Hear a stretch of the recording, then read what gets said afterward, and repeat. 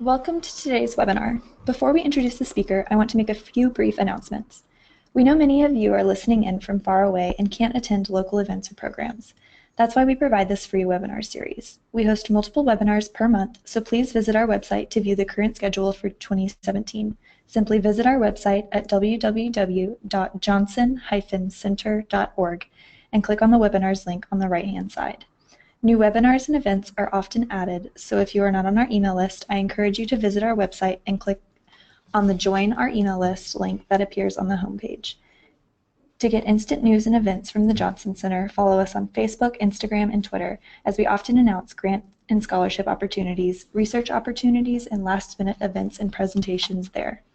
We will have some exciting events and announcements in April for Autism Awareness Month, so be sure to sign up. You can find links for these on our website, again, at www.johnson-center.org. We have some exciting things going on in April in honor of Autism Awareness Month. Visit www.takeactionforautism.org to learn more. This will link you to our great online auction that is open now until Sunday evening. Proceeds will support summer programs and scholarships for people with autism and their families. Some of these programs include our upcoming SIP camps and social skills groups, enrolling now. Be sure to follow our colleagues at the Autism Research Institute as they host their own webinar initiative, and they share some great resources on their website and social media pages. Before we begin the presentation, please note that questions may be typed into your control panel throughout the presentation, and, time permitting, they will be addressed during the presentation. Also, for those who have requested copies of the presentation, we don't send out the presentation slides. However, we do post recordings of all of our free webinars on the Johnson Center YouTube channel, found on YouTube/The Johnson Center with no spaces, and subscribe to get full access to all of our recorded webinars. If you would like a certificate of attendance after today's webinar, look for a follow-up email in your mailbox 1 hour after the webinar concludes. It will contain instructions on how to download your certificate. Now please welcome today's presenter, Elise Testa. Hello, and thank you for joining our webinar today, The Secret to a Happy Life, Meal Planning. So let's get started. To begin, we should ask ourselves, what is meal planning? Some of you probably have pretty good ideas to what this is, as it's a very popular subject today, but just to give a general definition, meal planning is a practice in which one organizes specific menus and recipes for meals and snacks for a certain period of time. A meal plan can be made for a week, or it can be made for several weeks at a time. Meal plans can also be created for an individual or an entire family. So as this is a popular subject, you may be asking yourself, why start meal planning? You should give meal planning a try, as there are several beneficial reasons, including to reduce waste. To begin, one benefit of meal planning is the reduction of food waste. According to a study done by the Environmental Protection Agency, in 2014, Americans disposed of more than 38 million tons of food waste. This food amounts to 20% of contents in landfills. As it rots, food waste generates methane gas, and as we know, methane is a potent greenhouse gas that contributes to the Earth's rising temperature. Furthermore, growing and shipping food across the country to ultimately be thrown away is a huge waste of our resources. Reported in The Wasted Food, U.S. Consumers Reported Awareness, Attitudes and Behaviors, published in 2015 by the journal PLOS and Johns Hopkins, wasted food in North America and Oceania also accounts for an estimated 35% of freshwater consumption, a 31% consumption of cropland, 30% of fertilizer usage, as well as 2% of U.S. greenhouse gas emissions, and 21% post-recycling municipal solid waste. So as we see by those figures, this is a huge tax on our limited resources. And while this study found that only 10% of the respondents rated the environmental concern as a very important, consumers' number one concern was the cost associated with wasted food products. But before we move on to the benefit of reducing costs spent on groceries and food, let's review this infographic. This infographic was provided by Charleston Orwig, and there are some pretty staggering statistics noted here. To begin on the left with the pie chart, you can see that 30 to 40% of our entire food supply in America is wasted. That amounts to nearly 1 in 7 of us, or 50 million families, who are food insecure that could be provided with food. Also, 21% of food waste is attributed to consumers over-purchasing and improper food storage. Now with meal planning, that number could be greatly reduced. And reducing food waste by 15% could feed an additional 25 million families and half the current food insecure population. This issue has become so serious that the USDA released its first national food waste reduction goal. This goal calls for 50% reduction of food waste in America by 2030. As part of this plan, the federal government will lead strategic partnerships with the private sector, nonprofits, and state and local governments to encourage organizations to plan and execute food waste reduction goals. So thinking about this in an aspect to your own life, beginning to implement a meal plan in your household is a step in the right direction to help meet the world waste reduction goal. Purchasing only items needed and eating those prepared items versus throwing it away a week after its purchase contributes to a very important initiative. And this topic leads us to saving money. A study done by the American Chemistry Council surveyed 1,000 people in 2015 and found that 79% of people were primarily concerned with the associated cost of wasting food. And while this is the majority's #1 concern, according to the U.S. Department of Agriculture, families of 4 in the United States spend about $1,500 on discarded food a year. Other studies have shown that range being a little bit smaller, more in the $600 range, but either way, that's a huge amount of money that could be gone towards families' other expenses. With meal planning, the cost of discarded food would just decrease significantly. Preparing shopping lists detailing the quantities of products needed, buying only what is necessary, and preparing and storing foods properly helps to ensure that food is used properly. Also, meal planning with a budget in mind can help save costs. One way to go about this would be to grab flyers from your local grocery store and highlight sale items that you and your family eat. Planning meals around those ingredients can help cut costs. Also, another way that meal planning helps save money is by reducing costs dining out. According to the United States Healthful Food Council American, adults get a meal or snack from a restaurant nearly 6 times per week, and more than 30% of children eat at fast food restaurants on a given day.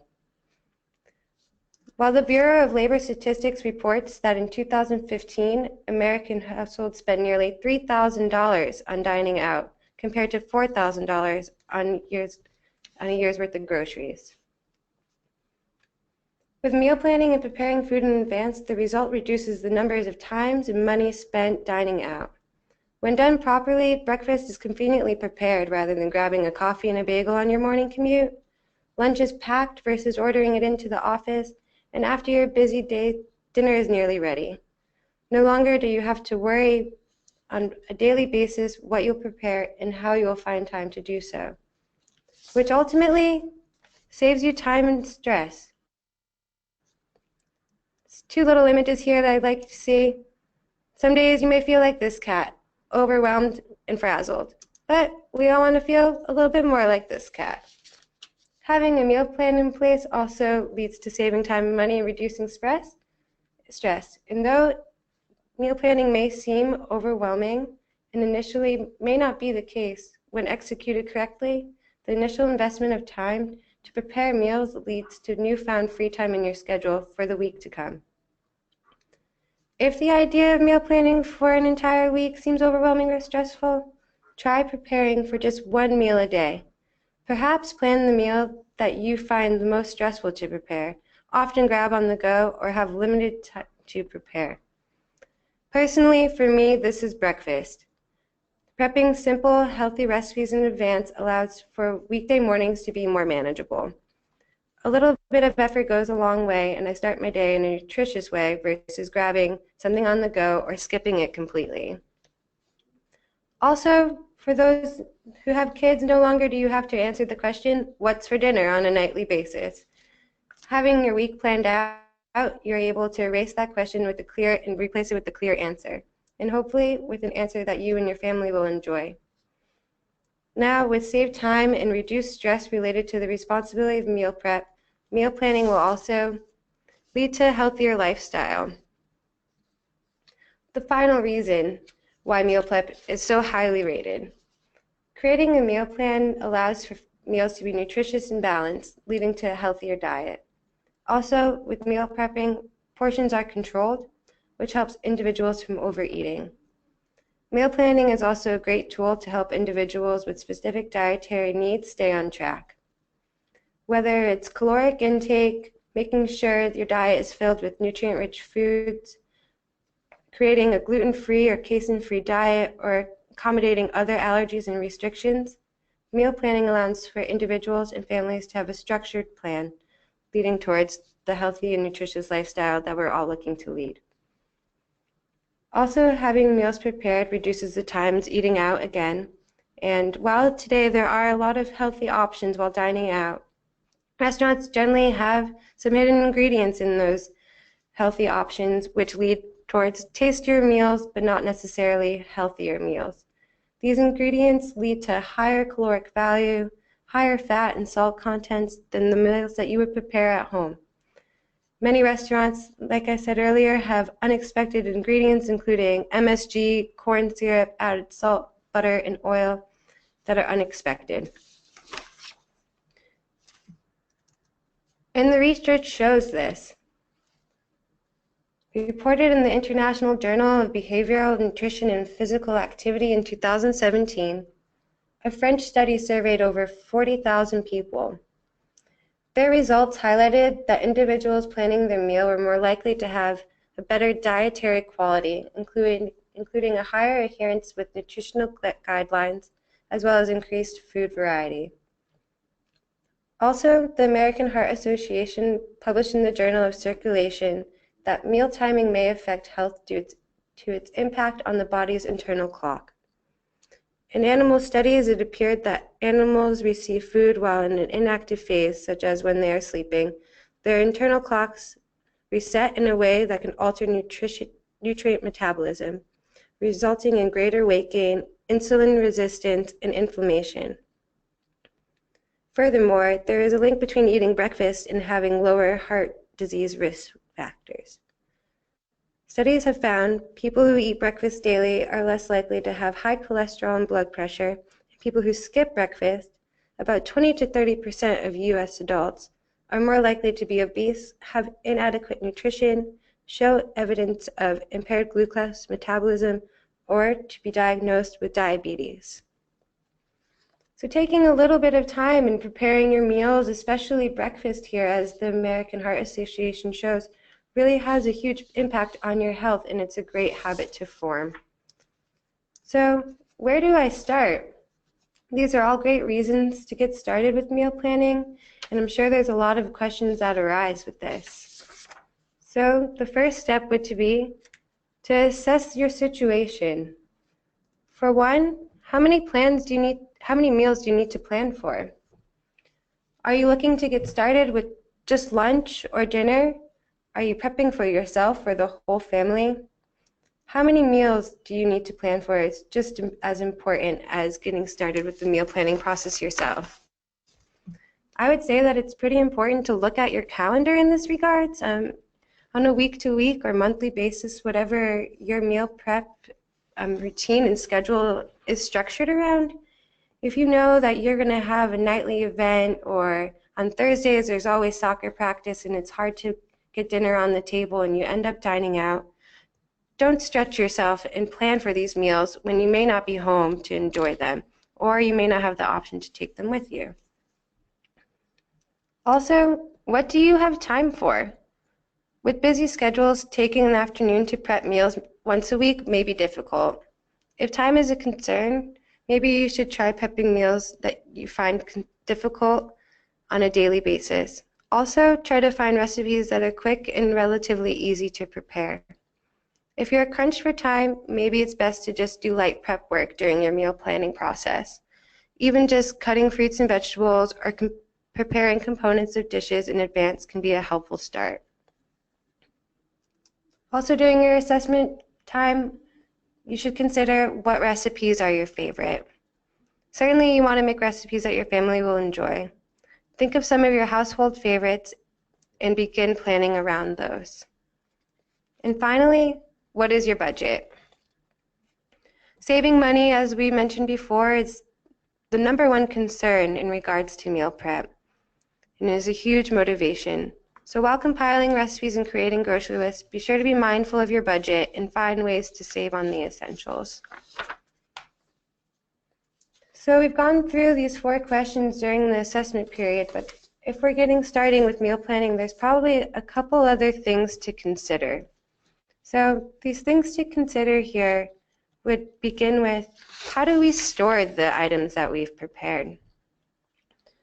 Featured here, we see 4 different storage options. I'm sure there's plenty more, but these are just some that we would highlight today. In the upper left-hand corner, we see like a divided Tupperware, and today I've been seeing them highly noted as a bento style box. These bento style boxes are great because it allows you to keep multiple components of a meal in one dish without any cross-contamination. You don't need to worry about your pasta sauce crossing into your salad or your bread, and everything is portion controlled. To the right, maybe kind of unclear, but it is a refrigerator style bin. This is great for organizing household stacks or putting in pre-made or pre-packaged lunch items for your kids, or even for yourself, which are easy to grab on the go. Keeping your refrigerator organized, especially when you have a week's worth or several days worth of meals, is very beneficial. To the bottom left, we see a mason jar here. They're compact, they're convenient, they're dishwasher safe.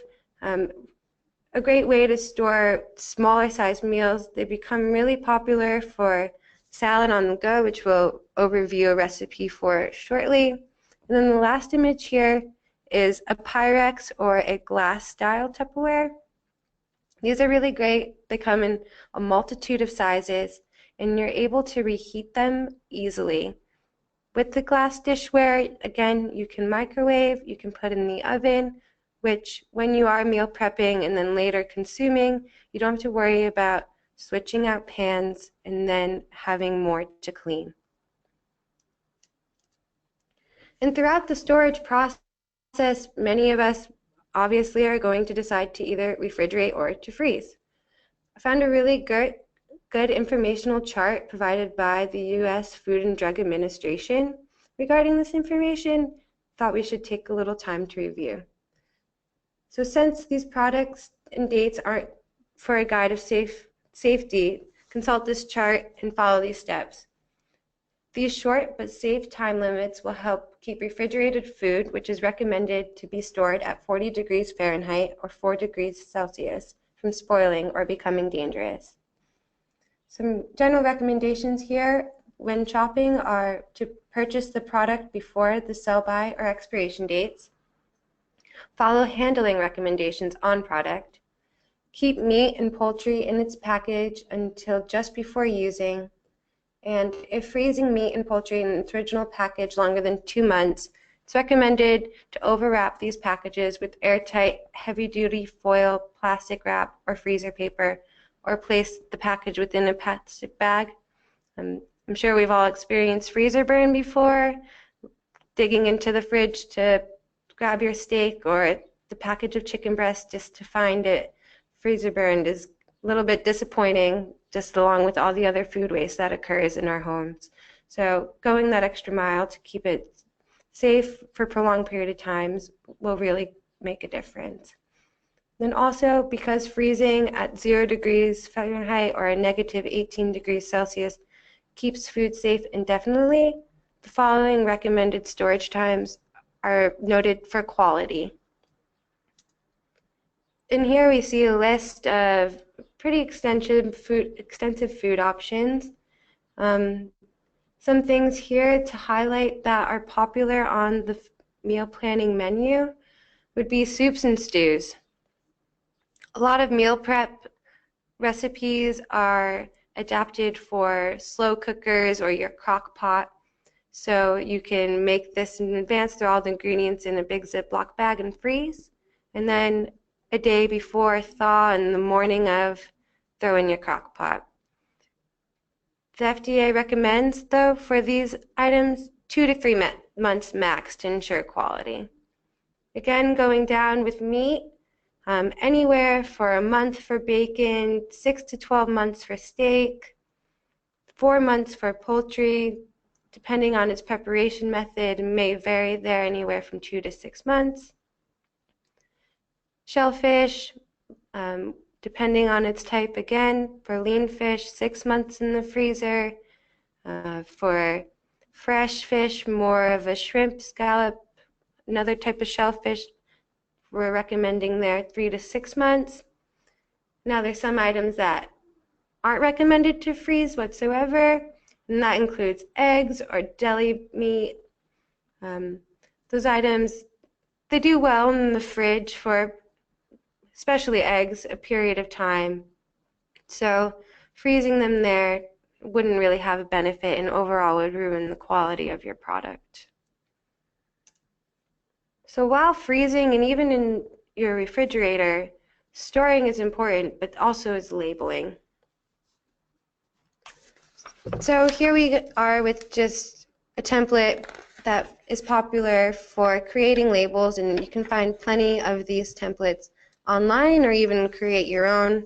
Some people even just label with an Expo or Sharpie marker. Expo is great if you're using Tupperware because then you could easily wash it off with some dish soap. But when labeling, it's important to keep some important information, including the date that you need to use it by, or even the date that you prepared it and put in your freezer or refrigerator to store. And these labels are really great because you can note the recipe that's on there to make it quick to identify, as well as some directions on reheating and re-preparing. So later on, when you're ready to eat the items that you've prepared, it makes life a little bit easier at that time. Things to consider while storing is also shelf life.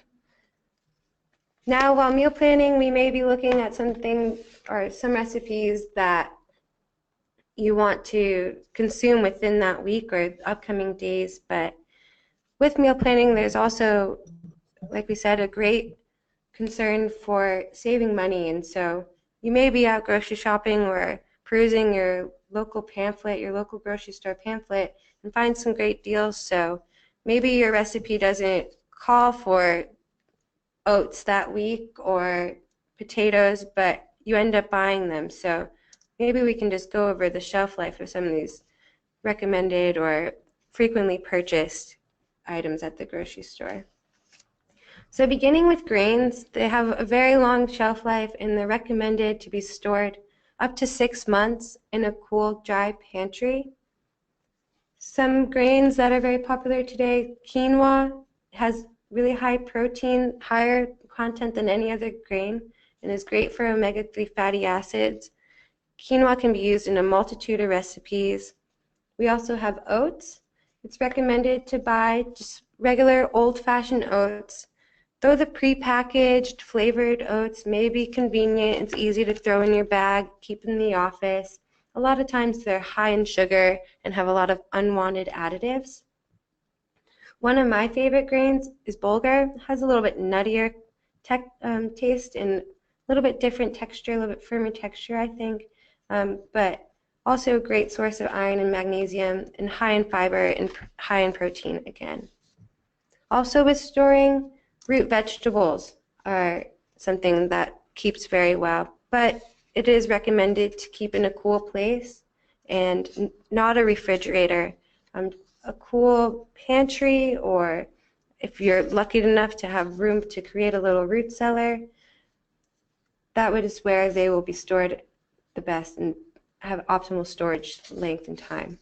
So for potatoes, at room temperature, it can be stored for a week to 2 weeks, while in a cooler environment, it can be stored for 2 to 3 months. Onions may be stored in the pantry for 2 to 3 months, and while looking this over, it has been recommended to not store the two together, as the qualities of the vegetables here kind of oppose one another and can help spoiling faster. Now moving on to oranges here. It's a great, easy snack to put on the go. It has its own self-container, and they can stay well in the refrigerator for 2 to 3 weeks. And followed again with apples, very similar, great, easy snack, can be used in a multitude of ways. And those can stay anywhere from 3 weeks to a month in the refrigerator. Celery here, also very versatile. Great healthy snack, can be added to salads, sandwiches, and they recommend keeping in the refrigerator for up to 2 weeks. They also recommend trying to wrap it in aluminum foil to help keep celery fresh. And then finally, we have carrots. And these are able to stay good in the refrigerator for up to 3 to 4 weeks, and it's recommended to stay within a crisper. So now that you have some general recommendations on storage and shelf life and guidelines on time for freezing versus refrigeration, we've gone through our assessment and we've looked at what our week is going to be and what recipes we may try this week or this month. So it's time to map it out. To the right here, it's very detailed, or has the ability to be very detailed for breakfast, lunch, dinner, snack for 7 days of the week. So all bases are able to be covered here. When creating this calendar, maybe on Monday night, you know that you're not going to be home, so exit out. Or lunch is going to be all the same, or leftovers. So making simple annotations within this map to initially start your meal plan calendar can help and kind of help you fill in the gaps and make it seem less intimidating.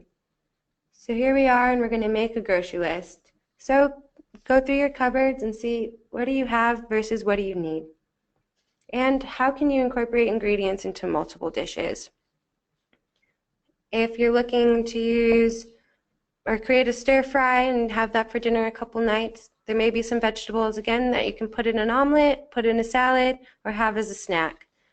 Finding ways to use these ingredients in a multitude of ways helps to make grocery shopping easier, as well as helping to reduce the potential waste, and just add some variation to the same ingredients. And as an organizational tool, again, we have a grocery list here. This grocery list is very organized and something that could be great with meal planning, as the quantity is very important while going to the grocery store. Again, with saving money and reducing waste, we only want to get the quantity of items that we need. So this will allow us to know exactly what we need. If we need a pound of chicken breast, if we need 4 avocados, 2 loaves of bread, whatever that may be, we have it mapped out here by different food groups, and then there's also a room for other. So this is a great template here, but I'm sure we all have different things that may work for us. But something to follow, just some recommendations on creating your own list.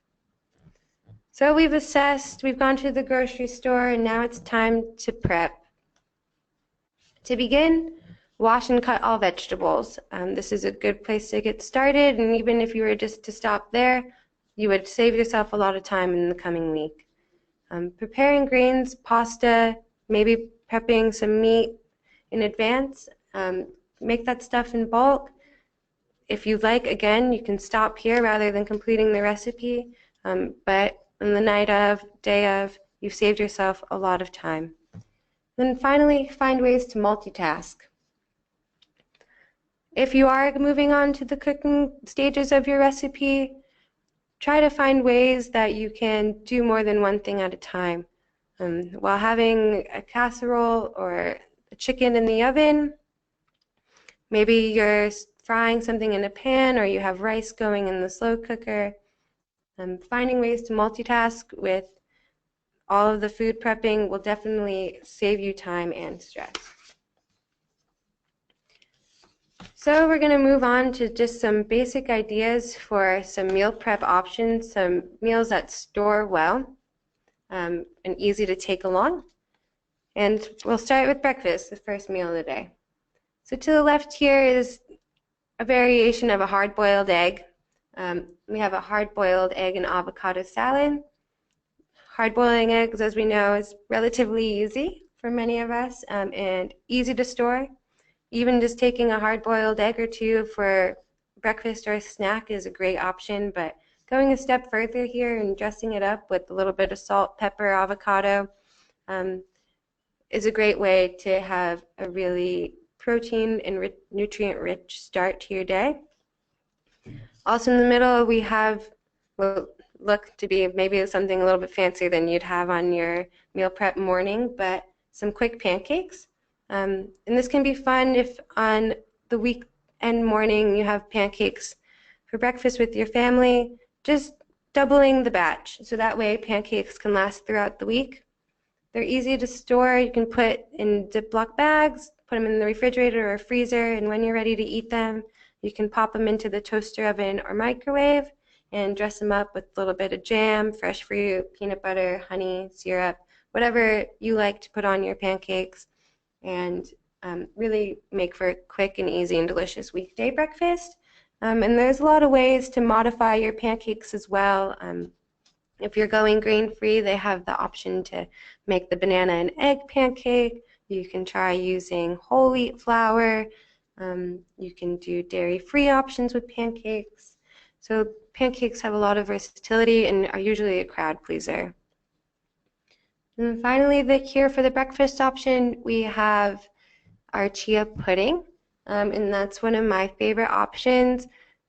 Generally, the ratio is 1/2 chia seed to your liquid. Personally, I use a milk alternative, but you are welcome to use whatever liquid you prefer. Almond milk works great, rice milk works great, and chia seeds are a great way to start your day. They are loaded with fiber and protein, omega-3 fatty acids, and a variety of micronutrients. So they start your day with a healthy punch and they stick with you. And again, with chia pudding, you can really dress it up. You can add your favorite fruits and nuts. You can add cinnamon, honey, vanilla extract, whatever you like, whatever makes it flavorful for you. It definitely has a very jelly and pudding texture to it, and it can be nice for a yogurt replacement. I think that that's a good option. And something that, again, you can put in that jar, that mason jar, throw all the ingredients in there, shake it up, and overnight it'll be ready for you. Now, I have a video here. Maybe some of us are familiar with Tasty, which is an online platform for recipes, and they provide a lot of videos and fun recipes, and it is created by BuzzFeed. And the video that we're about to watch gives you 3 fun, healthy breakfast items that can all be created in a muffin tin. And with this, as you see, their muffin tin here has 6, but that nearly gets you a week's worth of breakfast. So excuse me while I change the format, but we're just going to hop over to the YouTube video here. And I definitely recommend watching or following Tasty, especially when you're looking for different recipes. They make it fun, easy, and pretty compact to watch. So it's going to play our video here. They're starting off with a little bit of banana. I think they're making a muffin for this. Twirl in some eggs, some honey, a little bit of baking powder, cinnamon and nutmeg, salt, some more vanilla, a little bit of Greek yogurt here, oats. Voila, stir it together. A cup of milk, stirring it again. Then here you'll see they're going to make everyone a little bit different. And of course, you can fill them with all the same ingredients. Just pick your favorites or find ways to modify for your food restrictions in your diet. I wish baking was really this easy and this fast, but for the sake of showing a video, this is ideal. So there they are with their banana oat. Now they're making a little bit of a baked omelet kind of frittata here, again with a multitude of options.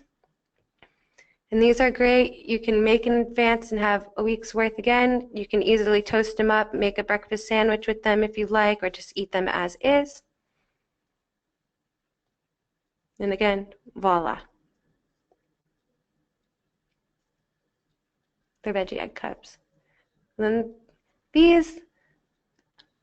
this option seems more like a brunch option to me. It doesn't seem very good on the go, but maybe if you're having breakfast at home, making these granola cups and then having them ready to fill, making a little bit of a parfait with them, seems like a really fancy and fun way to start the day, and could be fun with kids as they could dress them up the way they like them every morning. So here they are again, putting a variety of toppings.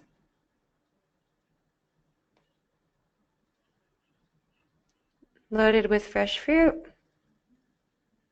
And breakfast is served. So we get the point there.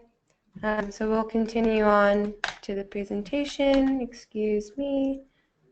While we get back here. Perfect. So lunch. There are several easy meal prep ideas that can be done for lunch, and it's a great time to use those leftover ingredients in a creative way. And even while meal planning, you should budget for some of your lunches to be the leftovers of the meals that you plan for dinner. A lot of times following recipes, the quantity may be a little bit more, the serving size may be a little bit more than what your family consumes. You know your family best in this regard, but always account for leftovers. Here on the left, this burrito bowl, great, easy option, and we see options with rice and we see options with lettuce, and that's just helping you create some variations within your diet while eating primarily the same thing. At least there is some variation there, so we're not getting bored every day with eating a burrito style lunch.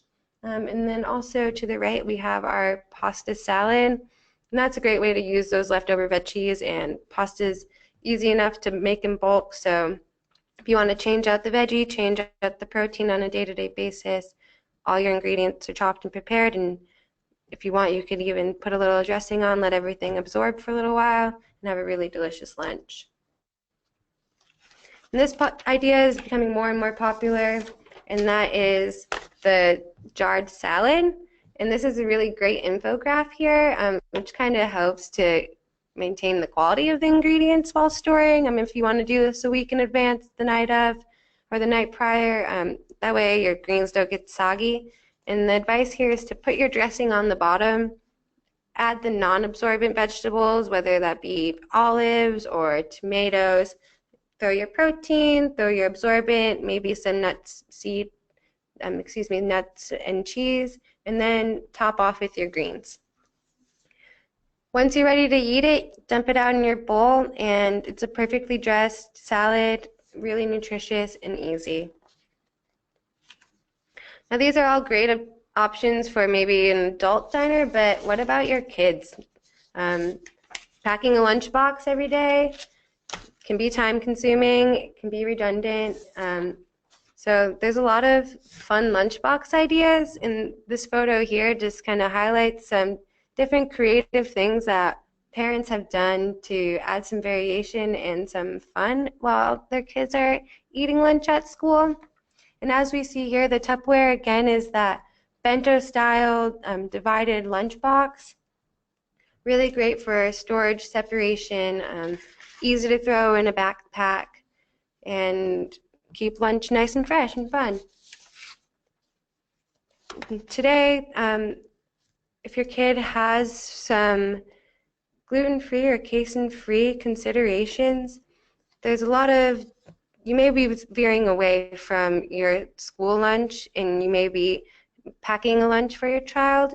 You want to make that lunch something fun and enjoyable for them to eat. And we here at the Johnson Center created a Healthy Smart Kids Cookbook, which the next slide will show the cover there and provide the link for you. But this is a froggy apple here, and it's gluten-free, casein-free, really cute and really fun and healthy and delicious.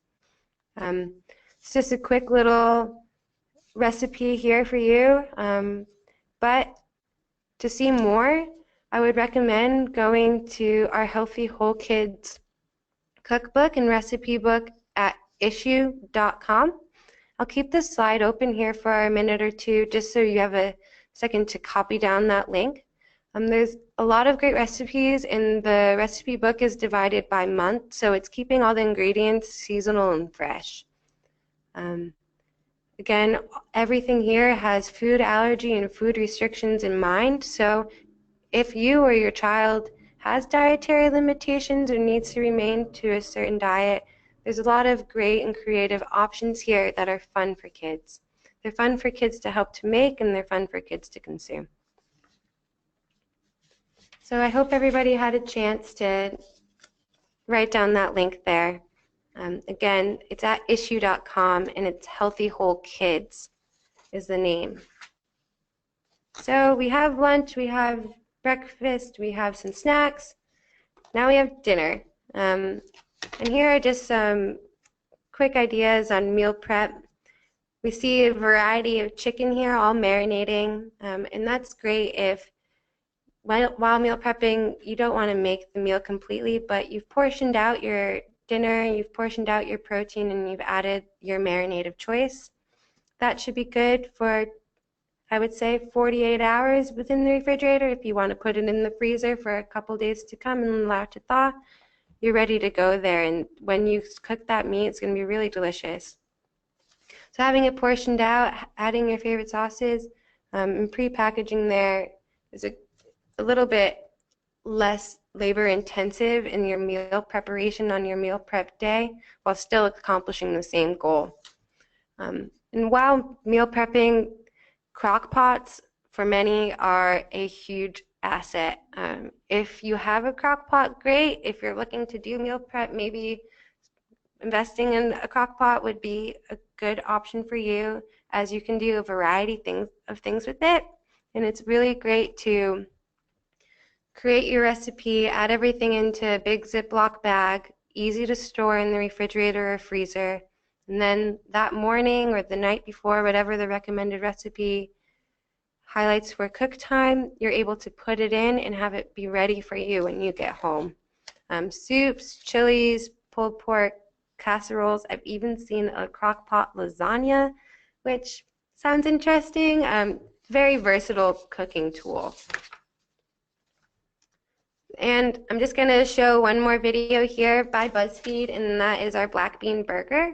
Black bean burgers are great. You can make them in advance. It's great to make at home. A lot of the options are very mindful to health, but again, we can eliminate additives that we don't want in our food. So we'll just go and we will see what BuzzFeed has in store for us. Oh, they're still showing us recipes. We'll get out of there. Excuse me while this loads. If you'd like to load.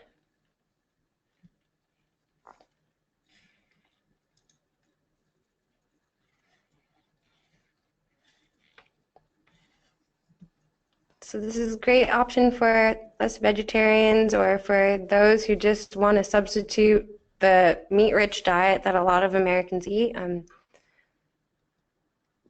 Black beans have been noted to have even more protein and even more nutrients than beef. So black beans are great and also cheap and easy additive to your diet. And again, with storage, black beans in a can or even dried, they're good for a very, very long time. So help reduce waste, help keep things easy, and maybe on a week where your budget doesn't allow for a big grocery bill or want to cut back, adding black bean burgers to your menu would be a really nice option. And there we go. So if you didn't want to cook them up that day, you could easily put them in the freezer and again store for about a month. So we'll continue on with some tips from the pros. A lot of people online are doing meal planning today, and there's a lot of recommendations out there. And that's continuing with starting with the big picture. When you're in an assessment program, you want to organize everything first.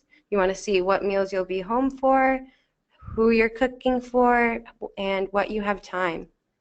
And don't be afraid to take shortcuts. If it's easier for you to buy that frozen spinach, or it's easier for you to buy something that is a little bit of a shortcut, undertaking meal planning can be something that's really overwhelming and a really huge time commitment. So making little shortcuts here and there will just make your life easier. Try to pick one day as your designated cooking day. The whole idea with meal prep is to save time later on, so being able to cook one day and multitask during that time is really beneficial. It also gets you into a good routine when it comes to meal planning. And try to clean while you cook. I think that's ideal whether we're meal prepping or not, just so at the end we don't have a tower of dishes in our sink. Maybe this is a good time for you to recruit some helpers. Cooking is hard enough. There's a lot of work at hand, so you can recruit anybody else at home to either help you chop or help you clean. I'm sure you would be very grateful for that. And try new recipes, but don't forget the household favorites. A lot of time with meal prep during the week, it can be a little redundant, so adding new recipes to your repertoire helps to add some variety and spice up your life a bit. Now also we want to create a place to save recipes and simply, and there's a lot of great tools online, whether you just use Pinterest or you have a folder in your favorites bar online, find a way to save your recipes. That way you can always go back to your favorites. And when cooking in big batches, try to store in a pot that's cooked in. Just going back to Pyrex there, just makes storage easier, and then it makes reheating even easier and cleanup again. And then, as we mentioned, try to find ways to use ingredients in multiple dishes. Makes grocery store shopping easier, makes prep time easier, and then keep a well-stocked pantry. The essentials, whether it be spices, olive oil, the things that you always see repetitively in these recipes, try to make sure that you don't forget them on your grocery list. And don't overstuff your refrigerator. A lot of times we see these pictures of meal preppers and their fridge is fully loaded with Tupperware, they're ready to go, it's pretty amazing, but let's be realistic and let's prepare for leftovers, because ultimately we're here to save money and time, and preparing for leftovers is a really smart idea, because more likely than not you will have some. It's great for your lunch, and even if you roll over a day or two on your meal prep plan, you'll be grateful for it. And there's always an app for that, right? So we have some apps here listed, and that would be starting with Meal Plan, a meal and grocery planner, and that's best fit for first-time planners. It has a really easy interface with this app, and it organizes your home screen by meal. It creates shopping lists and can be emailed or printed to you from there, so it's kind of a great one-stop app. We also have Yummly, which is like a Pinterest of sort, focused primarily on recipes, so it's a great place for you to explore new recipes. And again, you can save those recipe lists, and there's even an option to order those ingredients via Instacart. And we have Meal Board, as the third option. This is good for a savvy shopper who has their budget in mind, and it allows you to generate grocery lists and then compare prices of those recipes and those items on grocery stores that also utilize that app. So it's a good way to compare prices in one stop. And then we have AnyList, and AnyList is really good for busy families. It allows users to sync on the app and use one list, so that way if somebody in the household notices that something important is missing, or they want to add one of their favorite options, or maybe they even want to go to the grocery store for you, they could easily find that list and be synced up and ready to go. And continuing on social media and our meal prep, there's a lot of people on Instagram in particular that really help popularize meal planning. And these people include Meal Prep Society is a great handle to follow. Meal Prep Society features photos and advice with the mission to connect and support the global meal prep movement. And they showcase healthy recipes, helpful info, and inspirational stories. We have Food Prep Sunday. Really interesting here. Anna Pullman, the woman who runs this Instagram, has been affected by irritable bowel syndrome, and that was her motivation to begin meal prepping. And she provides 12-week meal plans that are IBS friendly, and she has some really delicious and fun and creative meal plan options there. We Love Clean Food is another Instagram that is pretty motivational, especially if you're eating with physical activity in mind. And then we have Meal Plan Addict, which is ran by Miss Steph Todd, and she provides inspiration again with recipes and tips for freezer cooking and once a week meal prep.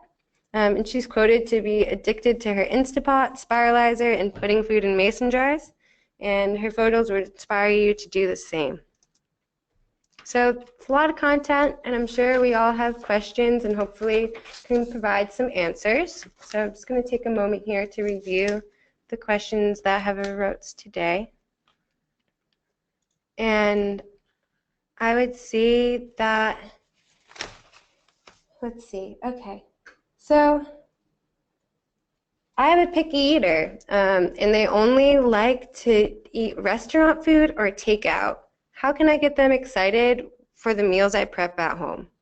That's a really great question, and I would say, but maybe try using restaurant-inspired recipes if you know that your kid really loves to go or really loves that McDonald's hamburger. Try to find ways to make your own little hamburger at home and give them that spin, or help your kid by wanting to eat home and being excited about the meals you prep by getting them involved in the process, the planning process.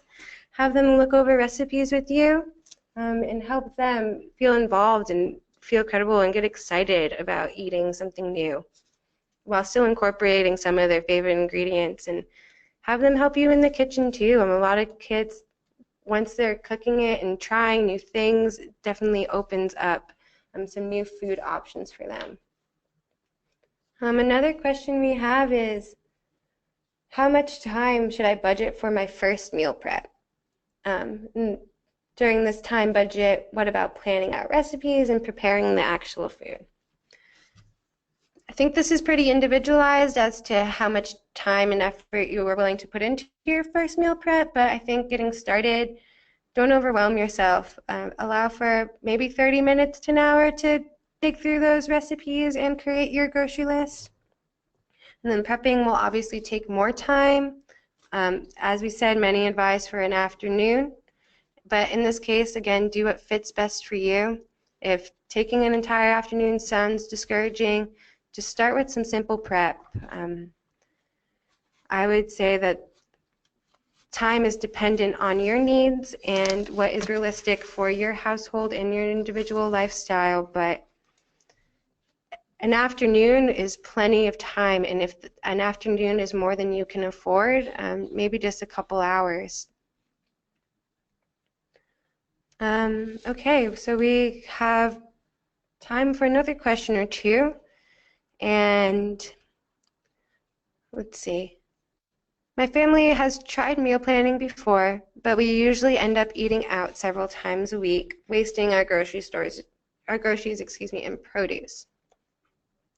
Okay, so maybe we should try meal prepping for a couple days or just a week versus a month. That way we're able to keep track with the food that we're eating, and we're not prepping all this food and then our lifestyle takes us away from home or doesn't allow us to eat the meals that we prepped. And look at your calendar before you prep again.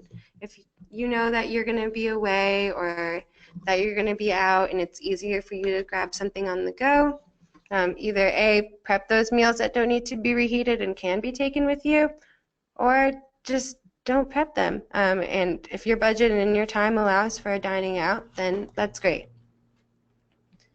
And again, in regards to kind of busy schedules and families, we have a question here about families not being able to eat together. I think meal prepping kind of is great for this situation because no longer do we have to worry about that 7 o'clock dinner time, everybody sitting at the table together, which is great. It's a great way for families to get together on a daily basis, but if your family is busy all over the place with extracurricular activities, having those prepped meals in portions allows your family or you to eat them when you're available to eat them, while still providing something nutritious. And let's see.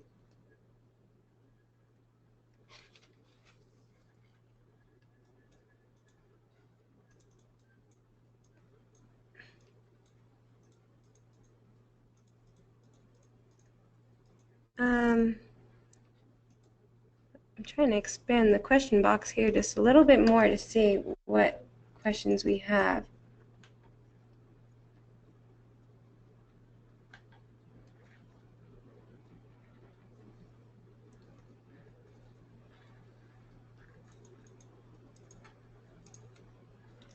For someone who asked what the YouTube link was, what I used and what I recommend you follow was BuzzFeed, and it's BuzzFeed Tasty. I think the recipes are fun, I think that the videos are great, and they really have a wide variety of ideas there. And that's really all we have time for today, so I just would like to thank you for joining our webinar. I hope that this was resourceful and informative for you today.